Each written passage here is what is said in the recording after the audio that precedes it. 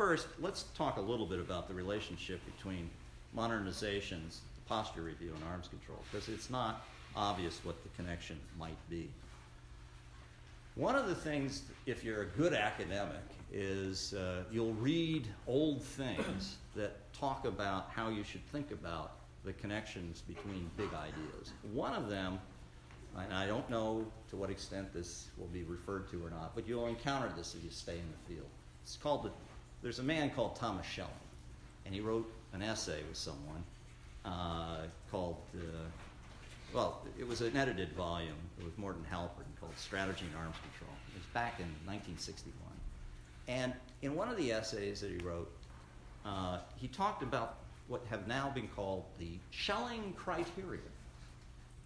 And what he said is something that is very unfamiliar to most people in Washington today.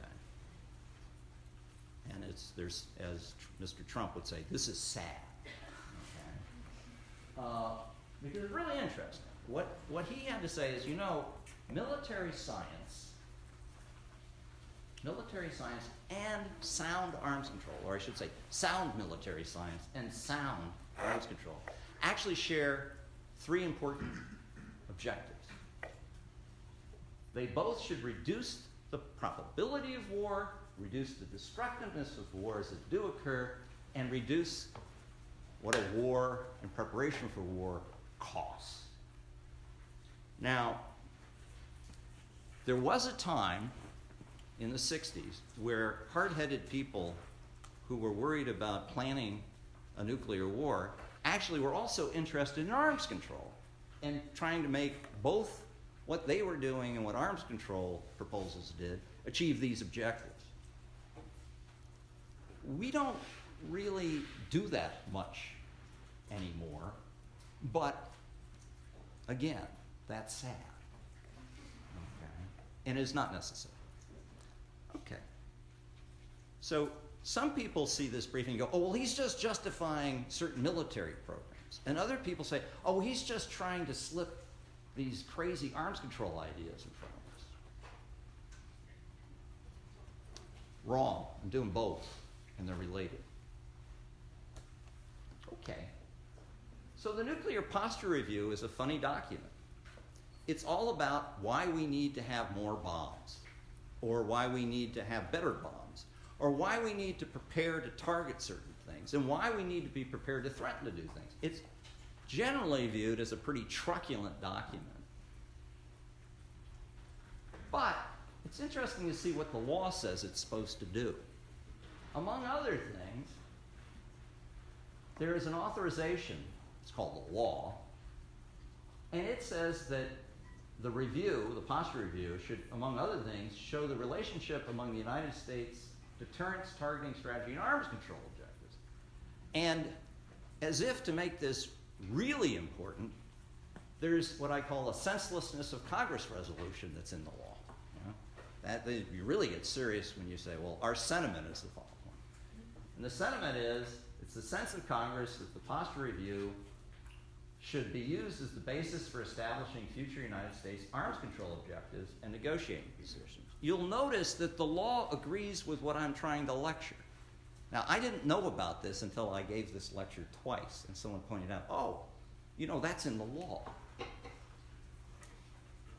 I always say that if you really don't know what to do about something terribly important, the last most desperate thing you can do in public policy is follow the law. Now, we don't do that generally. I can't say that following the law, however, is seditious, so it's something to think about. Okay. Now, here's another authorization, a little more recent, the one that controls for this guy. And it says that it's the sense of Congress that the posture review should consider input and view. Input. Oh, wow. I guess English wasn't popular that day. Inputs and views from all relevant stakeholders. Oh my God, it's getting worse. In the United States government on issues pertaining to nuclear deterrence, nuclear nonproliferation, and arms control.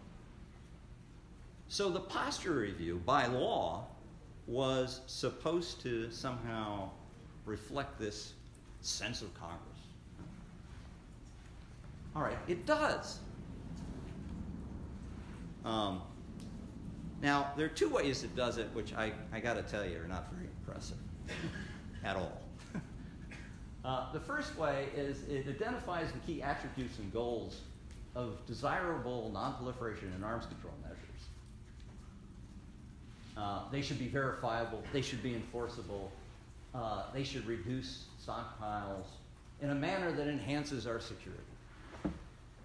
Okay, I mean, I don't know that you need to say all that, but that's one way in which the posture review explicitly responds to the guidance to say something about arms control and nonproliferation.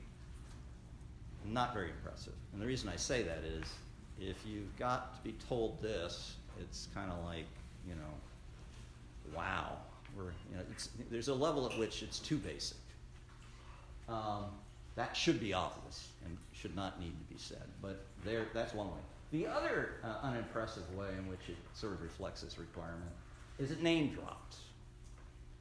Have you ever encountered people who try to show you that they know what they're talking about by just dropping names about important people they've talked to? It's very popular in Washington. Most of the expertise is based on people's impressions of who can be dropped as a name by whom. Yeah? So here we go. It says efforts that meet this criteria are the Comprehensive Test Ban Treaty Organization, the International Atomic Energy Agency, new smart start limits that are proper, the Nuclear Suppliers Group, this anger. You can look all this up.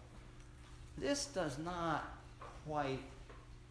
Does anybody know the difference between a prescriptive and a descriptive definition? It's a lot.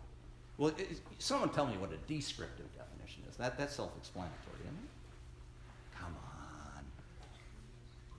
A definition that depends on description. So you say, I don't know what art is, but here's one, here's one, here's one, here's one. Right? So that's a descriptive definition.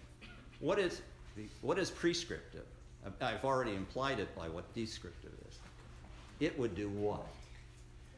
Yeah. Where you say before, where you have a definition before. You have criteria. Here are the kinds of attributes this thing will have. All right, so they have the prescriptive and is the first thing, and then descriptive.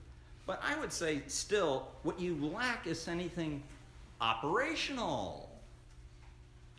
And if it ain't operational, for policy purposes, it may not be anything but gulp academic.